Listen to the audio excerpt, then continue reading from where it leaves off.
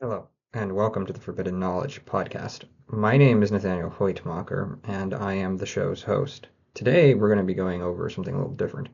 Today, I'm going to be introducing myself, why I do what I do, the point of my work, and that kind of stuff, and just basically giving you a short idea of who I am and what to expect from this YouTube channel as a whole, or the podcast as a whole, depending upon where you're deciding to listen or watch this.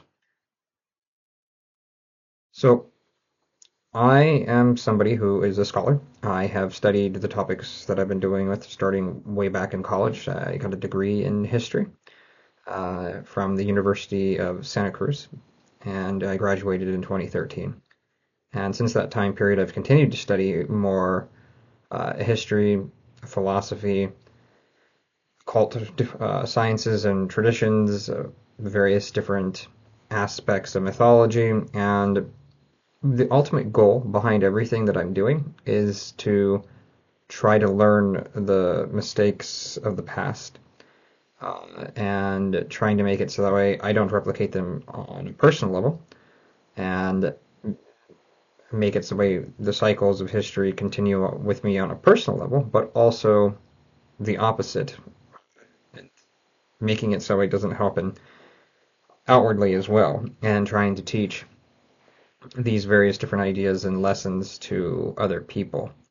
Um, an example of how this plays out is if you study one civilization and you study the reasons why it worked well versus why it eventually fell, and then you compare this to tons of other civilizations, dozens upon dozens of them, and you see the same reoccurring patterns over and over and over again, and understand that, okay, if this particular element is always there when it's negative, then meaning it leads to something that is going to lead to the downfall of society or corruption of society or the destruction of society, then clearly, and it's there every time the civilization collapses and every time you study with it, then this is clearly something that should not be done.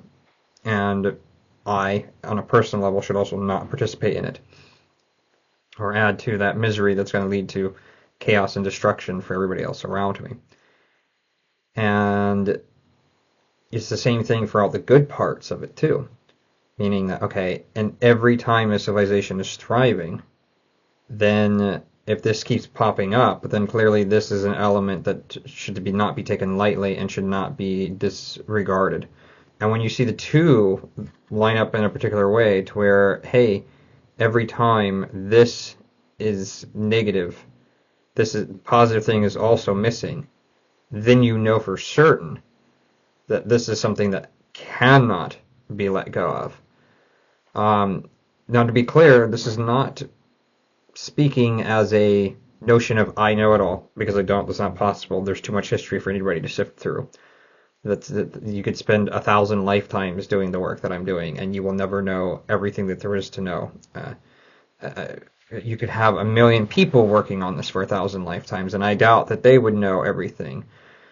But the point is to try to progress humanity forward in such a way that we can learn from our mistakes and not make the same mistakes over and over again. And I can flat out tell you right now that we are doing everything that we should not be doing if we want to maintain any semblance of a good society. We are very much on a path of deterioration. I'll leave it at that for the time being. Now, that doesn't mean that there isn't hope, that there isn't ways of getting forward with it.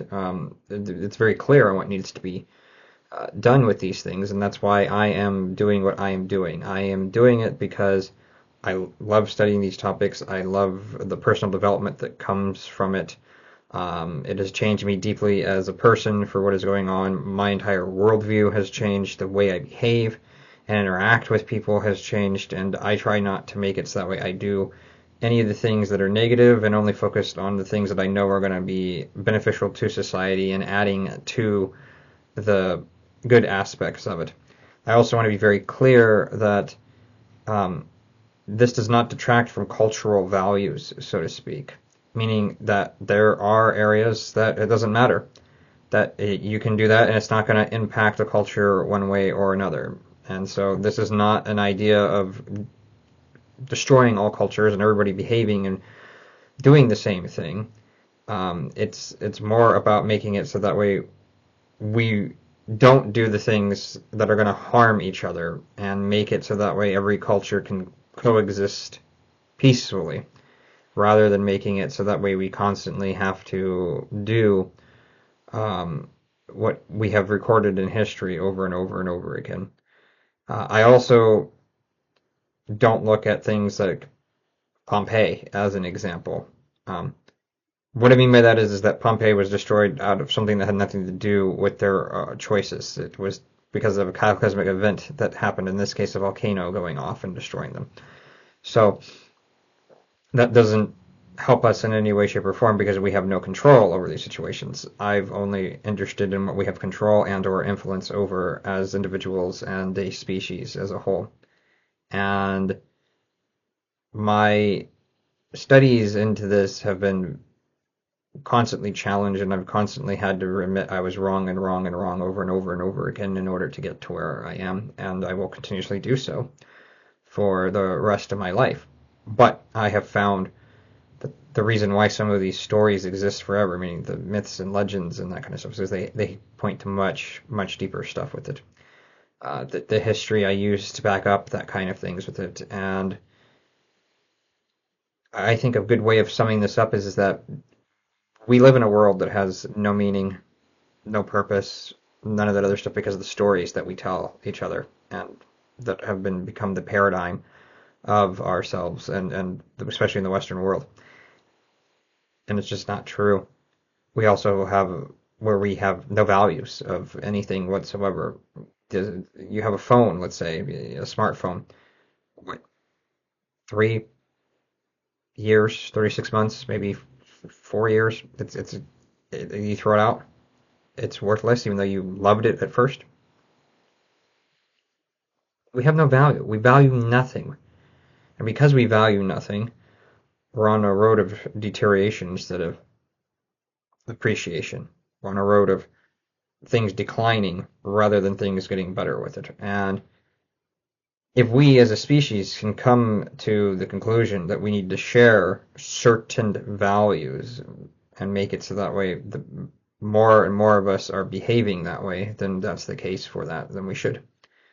Um, the Milgram experiment, which is the one where they go and they test people, where they tune knobs on the side of it in order to make it so they electrocute person in the other room, but it turns out to be recording rather than not with it. It shows that people were willing to listen to authority for authority's sake.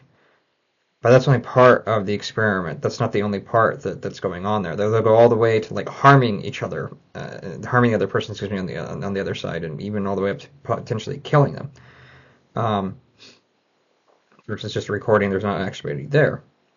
But when there's an example of somebody who refuses to do that, as soon as the participant says, I don't consent, I'm not want to be part of this experiment anymore, that there's nothing I want to be part of it, then it turns out that a lot of other people will stop.